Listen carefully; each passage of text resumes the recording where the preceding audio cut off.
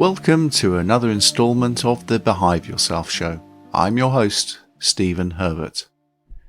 Over the last 3 weeks, I've come across examples of contemporary ritual, which I have found intriguing.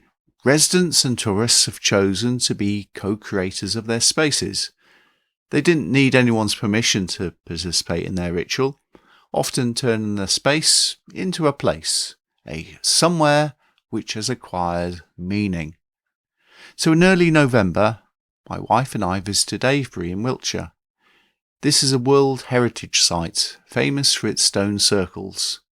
A village grew up within the circle, and it is a mecca for tourists.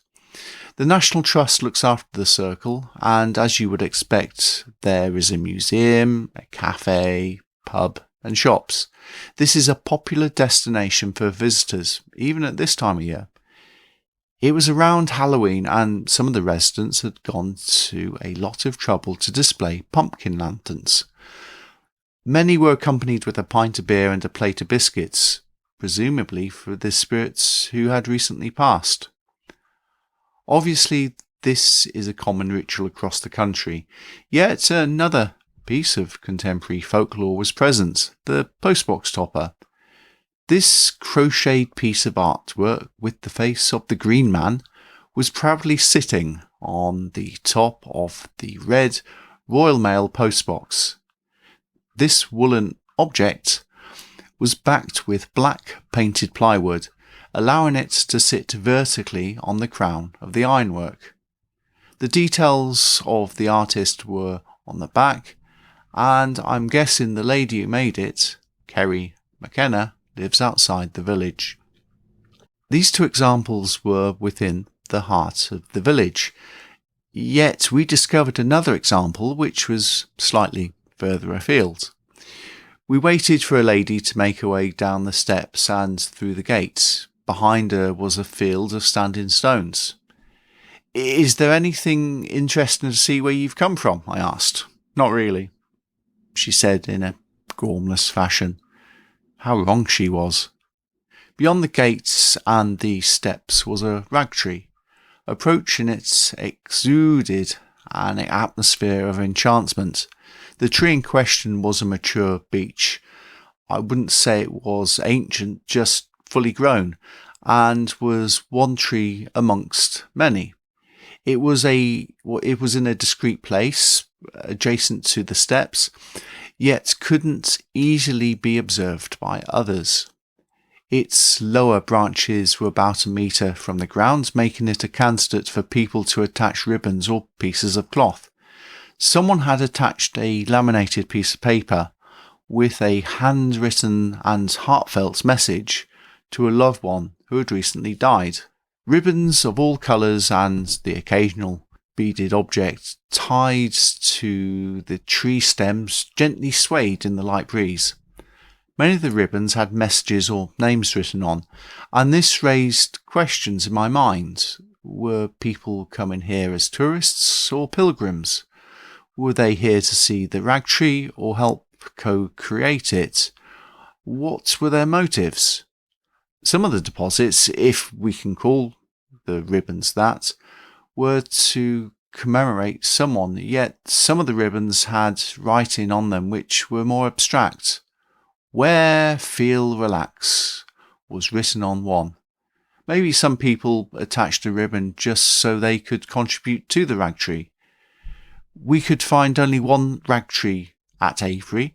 Indeed, it was an example of space objectified because it was the rag tree. Avebury got me thinking, where local to me would you expect a contemporary ritual to occur? By this I mean a lovelock assemblage or a rag tree or a place where people would make votive offerings. It just so happens that my wife was meeting friends in Abingdon-on-Thames, a place not too far from where we live. I remembered that river confluences, that is to say where one watercourse joins another, have historically been considered sacred places. It turns out that our local stream, the Humber Ditch, joins the Leckham Brook, which in turn joins the Childry Brook, which in turn joins the River Och, which in turn joins the mighty Thames. And importantly, this is the place that Abingdon grew from. Walking to this spot, I called in on a church, St Helens, which is close to the confluence. It is thought to occupy the site of St Helenstow nunnery, founded in 670 AD. The interpretation board outside the church says it is quite possible that there was a pagan shrine here. To my mind, this suggests the confluence was always a sacred space. Leaving the church, I followed the path to the river and then the route along the embankment.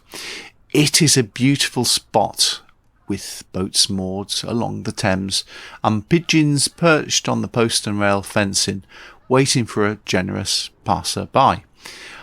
I was surprised to see the nearby pub, the Anchor, vacant, particularly as a steady stream of visitors had passed me. How could they have been short on customers? Carrying on, I came to a small bridge, erected by the Wilts and Berks Canal Company, 1824. It was the bridge over the River Och at the confluence with the Thames. Importantly, the bridge had railings which made it a prime site for a lovelock assemblage. There was a lonely silver padlock attached to it, but it had no inscription to confirm it was a lovelock. A hapless cyclist could have attached it. I crossed the bridge and sat on a nearby bench. Whilst the confluence is a beautiful place, the area didn't feel sacred or special. Maybe 2,000 years ago it might have been. The nearest thing I saw to a votive offering were people throwing corn in the water for the swans and the ducks to eat. Unlike Avebury, I saw no evidence of co-creating pilgrim tourists. There was no evidence of people co-creating this space.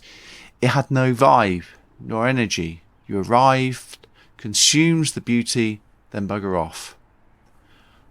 I get the impression Abingdon people would frown at lovelock assemblages, rag trees, or makeshift shrines. One of the plethora of councils who are based here would remove them. Remarkably, there is even a local authority whose main offices are based in the town, yet this is not even their district. Maybe the confluence may not be discreet enough for contemporary folk rituals to occur. Too many prying eyes, too many government employees. Resultantly, the place feels sterile. But does it matter? I think it's a matter of consciousness. Paying homage to a river by making an offering of a coin or discarding the lovelock key into the water creates a sense of connection with the river. There are proposals for a whopping great reservoir to be built upstream, comparable in size to Abingdon, and this would result in bypass surgery to some of the tributaries of the River Och, an insult to this river deity.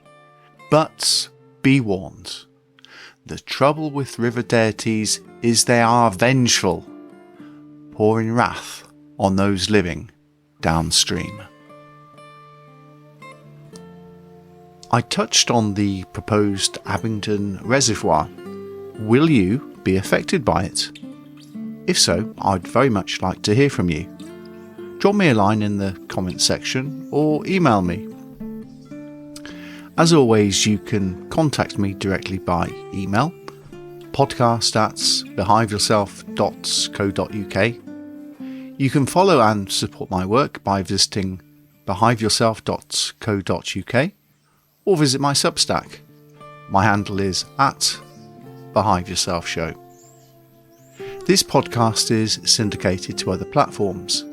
You can listen to The Behave Yourself Show on Apple Podcasts, Spotify, Podcast Addict, and on YouTube podcasts at the Behave Yourself YouTube channel, or use the RSS feed in the show notes.